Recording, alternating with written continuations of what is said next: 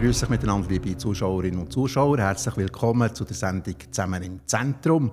Heute mit einer sehr interessanten Frau, nämlich mit der Regula Ritz. Herzlich willkommen hier im Futterhaus. Merci vielmals für die Einladung. Als mich vorbereitet auf das Gespräch hat mir ein Freund gesagt, Regula Ritz, das ist komplett aus der Öffentlichkeit verschwunden. Tut euch das weh, wenn ihr so etwas hört? Nein, gar nicht. Es war ein bewusster Entscheid, dass ich aus dem nationalen Parlament zurücktrete, dass ich wie eine neue Etappe von meinem Leben anfange. Und ich schaue immer nach vorne und nicht nach hinten. Und ich bin sehr zufrieden mit dem, wie es jetzt ist. Oder jetzt eben 2022 habt ihr aufgehört, aber Politik fehlt euch sicher ein bisschen, oder? Also einfach so der politische Prozess im nationalen Parlament. Draussen sieht man ja meistens, wie man einander auf den Ring geht in der Arena und polarisiert. Aber es finden wirklich viele tolle Gespräche und auch Aushandlungsprozesse statt. Man ringt um gute Lösungen und dieser Teil fehlt mir.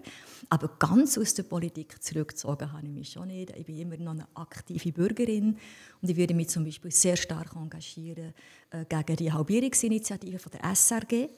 Weil man sieht, dass jetzt mit dem Donald Trump und all diesen Autokraten in dieser Welt eine gute Medienlandschaft wichtig ist für die Demokratie.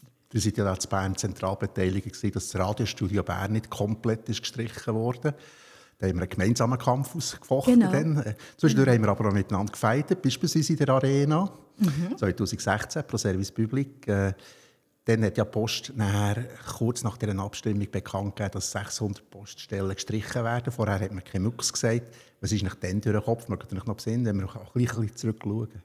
Also das war natürlich schon nicht fair. Ich finde, das Service Public ist unglaublich wichtig, gerade auch für die Landregionen.